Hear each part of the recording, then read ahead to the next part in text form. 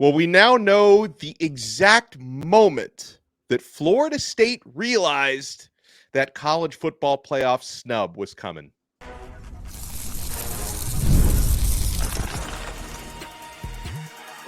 You are Locked On ACC, your daily podcast on the Atlantic Coast Conference. Part of the Locked On Podcast Network, your team every day. Shout out to the everydayers for making Locked On ACC your first listen and your first watch each and every day. We're available free wherever you get your podcasts. We're free on YouTube. We're part of the Locked On Podcast Network, your team every day. I am Alex Donno from Locked On Canes. He is Kenton Gibbs from Locked On Wolfpack. So, Kenton, it was unfathomable to me what happened when the selection committee gave out their top four and a 13-0 undefeated conference champion of a Power 5 conference, I should add, did not make that playoff. And this was a funny story that was just shared within the past couple of days by Florida State athletic director Michael Alford. He was on SiriusXM College Sports Radio, and he shared the moment that he realized they were going to get left out. He insinuated that ESPN knew before the rankings were released that Florida State wasn't going to get in. So according to Michael Alford, the fix was it. I mean, they're already suing people. Maybe they should sue ESPN as well. I mean, they're doing lawsuits left and right. But this comment was hilarious. He said, quote, "When I get to Florida State's selection event and look up to see who's covering us," which was Harry Lyles Jr., and I see Marty Smith is in Tuscaloosa, that hit me. We're not in. I did not get really worried until I saw that. Now, two things here. Number one, he's probably right about that. I would have had that same reaction because Marty Smith, much bigger reporter. If he's someplace else, that's not a good sign. But then number two, why is Harry Lyles got to be catching strays here? I feel bad for that man. Harry Lyles woke up like 50 Cent when Floyd Mayweather was dissing him. What did he say F me for? I did nothing. I went to the assignment they told me to go to. But if you don't think that Florida State, if you don't think that ESPN knew who was in and who was out beforehand, I have oceanfront property to sell you in Raleigh, North Carolina. Don't ask me which ocean it's off of. Don't ask me how I'm selling you oceanfront property in a landlocked city. Just give me the money first. We'll discuss the details later. The reality is, as many sources, as many insiders, as many people who have the access and the information to the higher-ups, to the decision makers, to the people who make these things happen and who are basically in the room when it happens, there is no way that ESPN didn't know. It's part of their jobs to know. You know, like that's part of the deal. So while I am sure that ESPN knew, again, it's incumbent upon Florida State to prove that there was something felonious here, unless this is like a court of public opinion thing, which unfairly to Florida State, which this is extremely unfair to Florida State. They've already lost that battle. The 63-6 thing lost it. On top of that, the fact 63-3. I'm sorry, 63-3. My bad. My fault. I tried to throw a little lanyap on top of what they had, but 63-3 lost it. And the fact that it's been so long, lost it. And this is the very unfair part to Florida State. The fact that there were teams that people just wanted to see, lost it.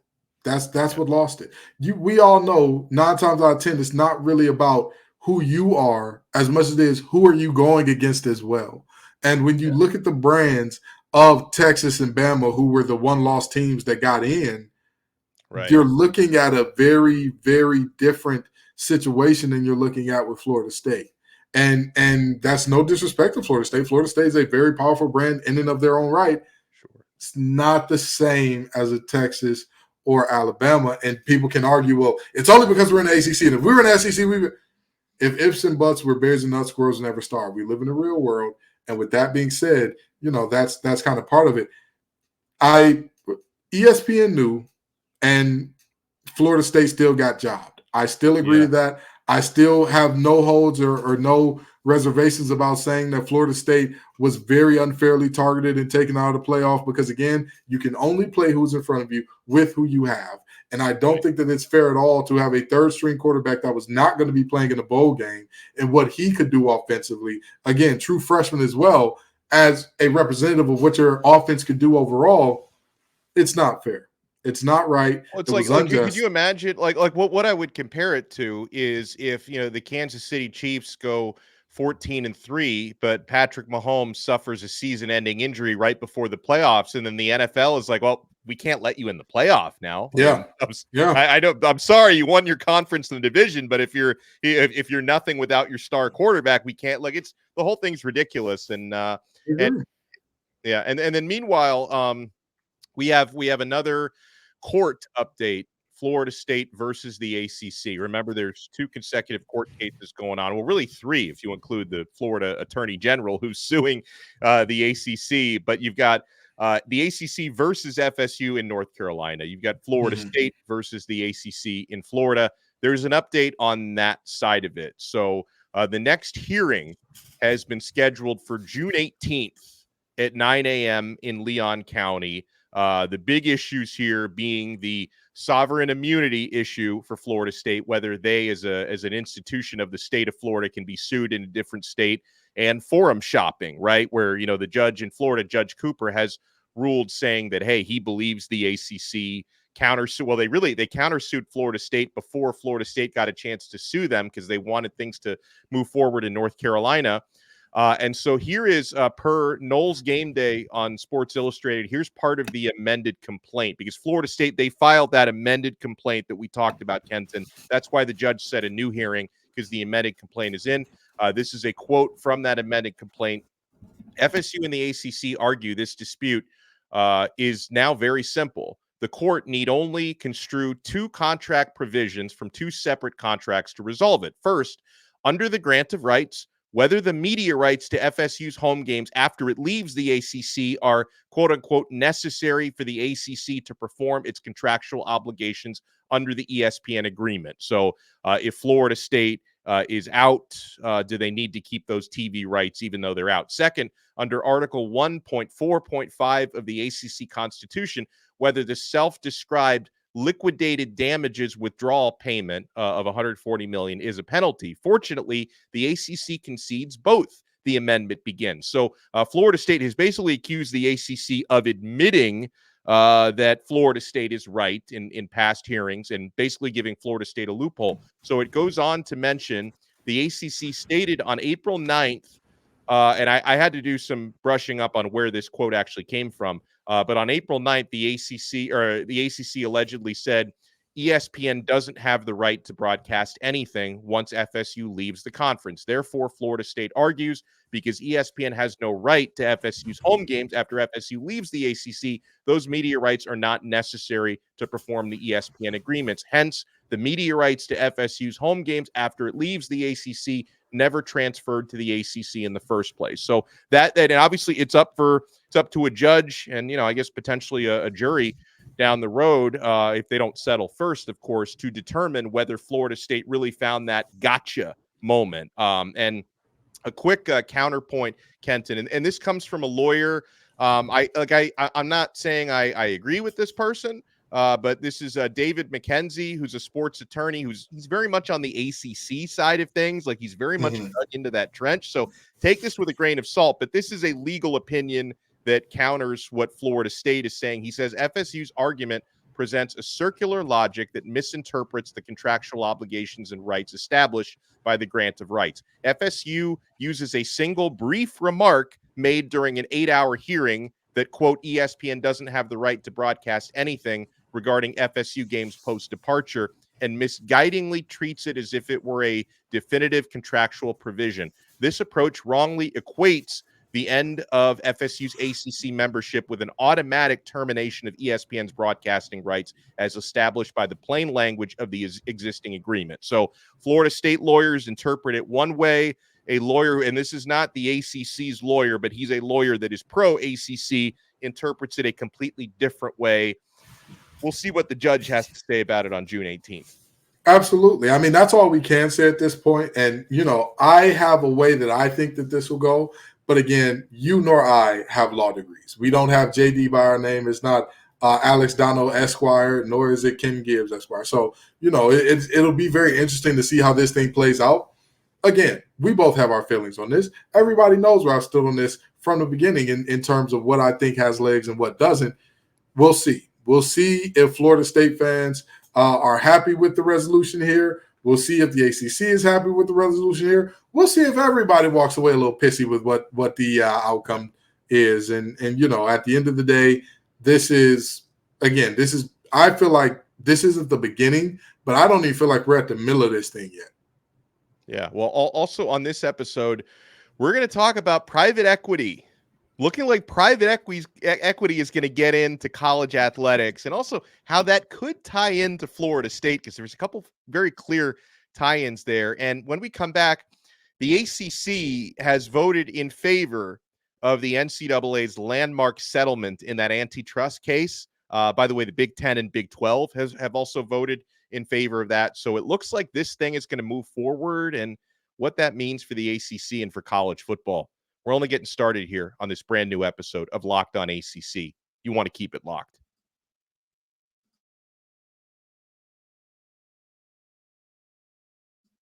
Oops, I muted myself. And I already know you're keeping it locked to eBay Motors. eBay Motors will never be muted, unlike me, because passion, drive, and patience, the formula for winning championships, is also what keeps your ride or die alive.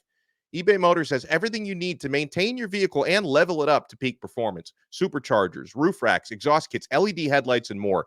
Whether you're into speed, power, or style, eBay Motors has you covered. With over 122 million parts for your number one ride or die, you'll always find exactly what you're looking for. And with eBay Guaranteed Fit, your part is guaranteed to fit your ride every time, or your money back. Because with eBay Motors, you're burning rubber, not cash. With all the parts you need at the prices you want, it's easy to make your car the MVP and bring home huge wins. So keep your ride or die alive at ebaymotors.com. Eligible items only. Exclusions apply. eBay Guaranteed Fit, only available to U.S. customers. Thank you so much for making this episode of Locked On ACC your first listen and your first watch today. Hey, are you watching Fox Sports or ESPN on your TV all day? Have to turn down the volume with all that shouting? Make the switch to Locked On Sports today, a free 24/7 sports streaming channel programmed for you every day to bring you the biggest stories without all the screaming. Locked On Sports today brings you can't-miss analysis, opinions, and news, streaming 24/7 on YouTube or the free Amazon Fire TV channels app, part of the Locked On Podcast Network. Your team every day. Alex Donno and Kenton Gibbs with you on this brand new episode of Locked On ACC. So, the Big 12 approved it first, and then the ACC was the second to jump aboard. The Big 10 jumped aboard today. ACC presidents, they voted in person in Charlotte on Tuesday evening, and they voted in favor of this landmark settlement in that House versus NCAA antitrust case. Now, the key parts of that settlement per ESPN include the NCAA paying for more than $2.7 billion in back damages over a decade, about $1.6 billion of which will be withheld from schools. There's also roughly $20 million in permissive revenue sharing that is expected to begin in fall 2025. This revenue sharing will give athletic departments the direct ability to pay the players, a massive paradigm shift. No kidding, they write, for college athletics. The point of this is the point of schools settling is to avoid even bigger damages down the road, which legal experts consider a likelihood, considering the NCAA's poor record in court cases. Now, first of all, Kenton, this is why we're going to be talking about private equity, right? Because schools are going to be looking at private equity to help foot the bill for a lot of this. When you talk about the $20 million revenue sharing, so look, I guess let's start with that, Kenton, because schools are. And these are the Power 4 conference schools are going to be the ones paying out this revenue sharing money. A lot of these, as we've heard about North Carolina this past week, a lot of these athletic departments are they're in the red or borderline in the red, because remember, they have to carry all those non-revenue sports as well to go along with football and basketball. Just making $20 million for revenue sharing appear as if from nowhere. It's not going to be an easy task here. However bad you think you are handling your money, however bad you think your books are balanced now, you bring private equity in, it will get worse. Yeah. It will get worse. I'm going to read to you a short excerpt from a story that is chronicling the downfall of one of my favorite restaurants. I'm sure it's one of your favorite restaurants, Donno. It was one of America's favorite restaurants, Red Lobster. I love Red Lobster. Endless shrimp. Oh, who could beat it? And here's the fun thing. Endless Shrimp was taking a rap for it, but this article is a bit of a defense saying, corp column, it wasn't just Endless Shrimp. Red Lobster's corporate bankruptcy, Red Lobster's corporate owners drove it to bankruptcy. Here we go, Donno. All righty. So if one is looking for the original sin in Red Lobster's decline, however, a good candidate would be the deal that bought it under Golden Gate Capital's ownership. The private equity firm bought the chain from Darden for $2.1 billion. Here's the fun part, kids. Here's the mouseketeer that you'll need later.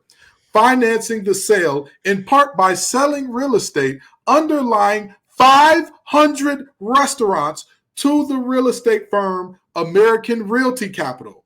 Isn't it interesting how all of those companies have capital on its name except Darden? Yeah. Which when you look into them, they're also a capital company. It's something interesting is going on there. But now let's get back into these sales, shall we?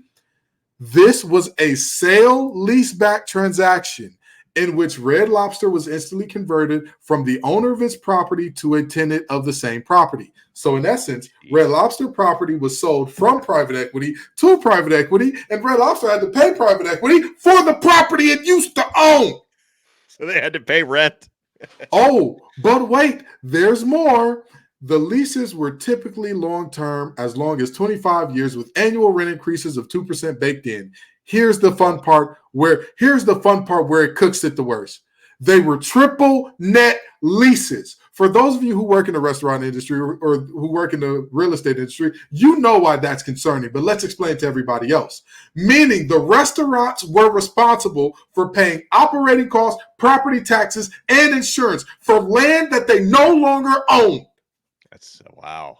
Keep private equity away from college sport. If you think that everybody being out for the money is bad now, you're going to realize it when it's too late, and all the sports your schools have is football, basketball, women's basketball, and they got to have a track team because they got to somehow balance out all of those players on the football roster. So they probably do track and like maybe field hockey or something like that, depending on what region you're in. They might throw in women's hockey, who knows, maybe soccer. But the reality is private equity needs to stay the hell away from college sports. Yeah. But then it's like, how do you keep it away from college sports when, you've got to be like, you're right. Everything you said, I completely agree. But then these university presidents and chancellors are going to say, hey, like all of a sudden operating, especially if we want to keep our non-revenue sports, we want to stay compliant with Title IX, it's getting very expensive. We could use, cash flow that comes from the liquidity of private equity coming in. So it's here's the thing. I don't know if you ever watched the show Billions, but I think about whenever Bobby Axelrod, who was a great character, but if he was buying into your company, that's y'all are in trouble. You're done. But here's the thing. I agree with you in that these teams are going to need influxes of cash immediately. You have to find another way. Because again, there are very few things in this world that are certain, okay? But there are three of them: death, taxes, and private equity leading to death via stripping taxes. No, I'm joking. But very seriously, that's part of what's going to happen here. And I really don't wish that on these programs. I hope they find another way. Most of these programs are public institutions. If you got to raise taxes by a little bit, as much as we hate to hear taxes going up, if that is the way to fund this and pay I think these I players, hate that more than private equity, to be honest. And here's the thing. I'm not mad at you there. I understand. Trust me. As somebody who looks at their check and I realize that it's called gross pay because it's gross how much leaves before it actually hits your wallet, I understand. But with that in mind, if private equity gets their hands on these universities, I fear the worst. And I hope that I'm wrong if that does happen. I really do. I hope that I'm wrong. I hope that they make college sports have this amazing continued run. There's just a very eerie sinking in my stomach because every time private equity generally takes them over, it's just fire, cut down, consolidate. You cannot do that with college sports. Most departments in college sports are already stretched to their limit, especially for schools that don't have the huge funding that some of the top brands do. I don't want to know what happens to a Wake Forest in a situation where private equity gets their hands on them. I don't want to know. I really don't. Well, I want to circle back to the private equity in college sports because there's a Florida State tie-in there, which will bring us back to the ACC. But there's another thing, Kenton. When I'm reading up on this House versus NCAA settlement, right, there's a couple things because everybody brings up the fact that that this settlement is going to basically keep the NCAA and the member institutions, they're going to keep them from being sued again in the future. That this basically, it not only settles this one particular antitrust case, it also settles two others simultaneously and preemptively settles any others that are going to come up. But there's another consequence that's going to come from this, though, Kenton, because when I was reading the fine print in this settlement, and I'm sure the schools are happy about this, and so is the NCAA. This is going to make it very hard, if not virtually impossible, for unionization to happen. Because this settlement, it covers current NCAA student athletes. So then you might think, well, what about the ones who are in high school, middle school right now? So in the future, anyone who signs a scholarship, becomes a student athlete, is going to have to opt in to this. You can opt in or opt out. Now, if you opt out, it means you're not going to get any settlement payments. So you're going to be hard to find high school kids who are going to say, yeah, you know what? I don't want settlement money. I'm going to opt out. Therefore, I am eligible to sue the NCAA in the future. So it's going to be very difficult to opt out, and then it's going to be very difficult for a lot of these attorneys. And some of these attorneys are very shady people who are trying to build these, unionization cases and form these class action lawsuits. I'm not saying these lawyers are good people. Some of them most of them probably aren't. Okay, but this settlement does make it not impossible, but close to impossible for unionization to happen, which is a very good thing for the NCAA. So that's one of the side effects here. Oh, absolutely. But I will say this. It's really hard to preemptively put people in a position where they cannot legally unionize. States all around the country are figuring that out the hard way. A lot of these at-will states where they're seeing unionization pop up all of a sudden, they're starting to have that same argument. Wait, we did all the things. We legally, we didn't union bust. We just fired everybody at that place when they were talking about unionizing. They were all late. They all had marks on there. But very seriously, this is one of those moments where I wonder how well that holds up in court in the future. Because this is the ruling right now. But remember, there was a ruling at one point in time that players were student athletes and players could not get paid. Right.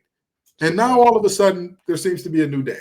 How long before the new day of unionization hits? Because ultimately, with situations like the Jalen Rashada, the Jaden Proctors, all of those things, there will be something that comes along to where it's like, hey, we need some collective bargaining here. We need a very clear and defined route for this is what payment looks like. This is what the rules of engagement are in payment, in talking, in all these things. So I see it as very difficult to stop unionization, but we'll see it. Well, I want to go back to revenue sharing on the other side. Also, there have been some transfer portal updates in the ACC as well. So you guys want to keep it locked right here. We're not done yet on this brand new episode of Locked On ACC.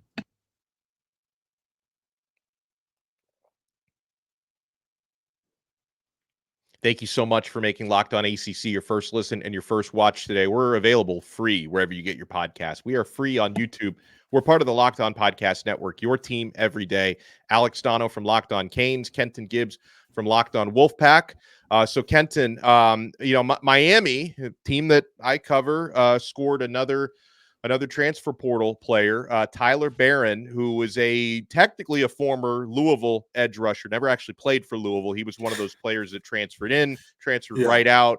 Most recently, a Tennessee Volunteer. That's where he spent all 4 years of his career to this point. Had a career high 6 sacks this past season. There are some good defensive lines in the ACC, right? I've talked about Florida State and Clemson having good D lines. I think Miami is now getting up there as well. especially when you consider the edge rusher rotation. Miami's most experienced 4 edge rushers combined for 26.5 sacks last season. I had to go 2022 for Akeem Mesidor because he was hurt last year. But with now adding Tyler Barron to a group that includes Reuben Bain, who had 7.5 sacks last year as a true freshman, Akeem Mesidor, who had, I think, 10 sacks a couple of years ago. He was hurt all of last year. He's healthy now. And Elijah Alston, who transferred in from Marshall and had a really good year. It should be a pretty vaunted defensive front. Miami's definitely going all in, right? There are all those wild cards we talk about, right? Because there has been hype behind Miami before, and they usually do not live up to that. But they are definitely going all in when it comes to trying to build the best possible roster. Mario Cristobal is looking at Jerry Jones saying, take notes. This is what all in looks like. When you say all in, you push all your chips to the middle. But I want to touch on something you said there. Miami is getting into the conversation of best defensive lines. Oh, no, they were already there. They were already firmly in that conversation. And I'll tell you, they're starting to potentially separate themselves from the pack a little bit because their additions this offseason have been phenomenal. The fact that C.J. Clark is one of the lesser talked about guys in this rotation is, if you talk to anybody who's watched NC State over the past few years and you ask them about C.J. Clark, they will tell you how special he is when healthy. They will tell you, yes, Brandon Cleveland may be more of a up the field, guy who creates penetration, knockback, reestablishes the line of scrimmage. But in terms of a guy who lets your linebackers run sideline to sideline, C.J. Clark does that at a high level.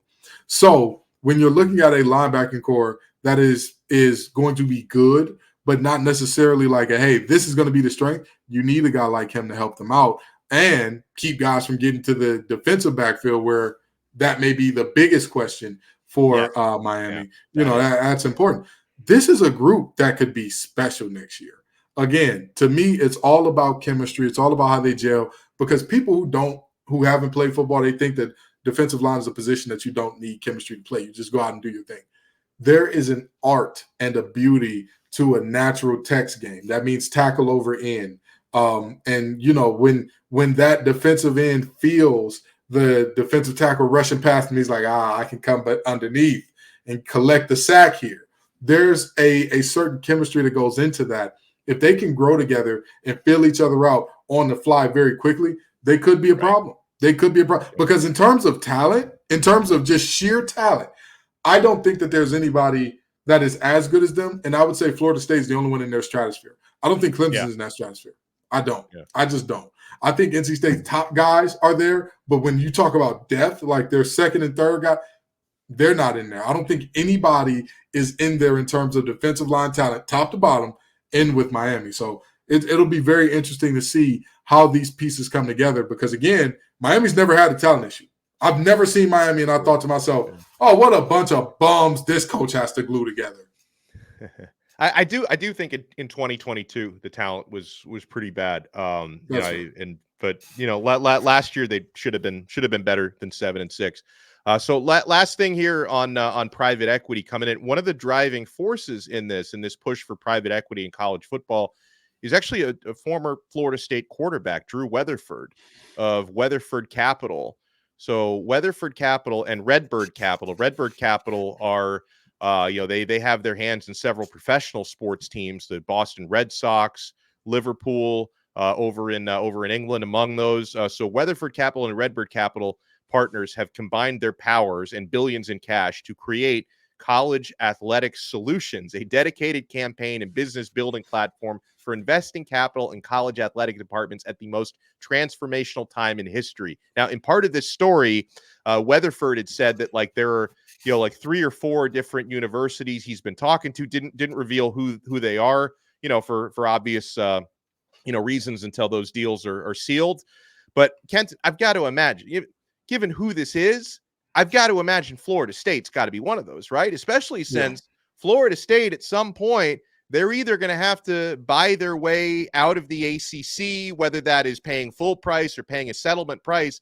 They're going to have to pay. I don't think they're going to get out for free. Maybe I'm wrong, but I don't think they're going to get out for free. I think there's going to be some kind of a settlement. Maybe a little liquidity that comes from private equity could be their, at least their cash ticket to get out of the ACC. Private equity may be Florida State's saving grace because the person running the private equity has a personal connection to it. Right. And generally, good point. He's not going to want to do them dirty. Yeah. Exactly. The horses that they're pulling for somehow end up having success in the end more often than not. Any other school that goes and takes that money, good luck. Good luck. Best of luck to you, friend. I hope that the initial surge that you get is worth it. And I'll leave it there. Yeah, well, we will leave it here because this was a fun episode. Make sure if you're watching us on YouTube, you smash that like button, subscribe to Locked On ACC. If you're listening to the audio version, make sure you subscribe on Apple Podcasts, Spotify, wherever you get your pods. We'll talk a little bit more about now that like the transfer portal really feels kind of done now. We talked about it last week when it wasn't really done. We'll talk more about that tomorrow. Plus, a really interesting piece on the NIL valuations for every position in college football. So for the NIL heads out there, you're going to want to tune in tomorrow on a brand new episode of Locked On ACC. We are part of the Locked On Podcast Network, your team every day.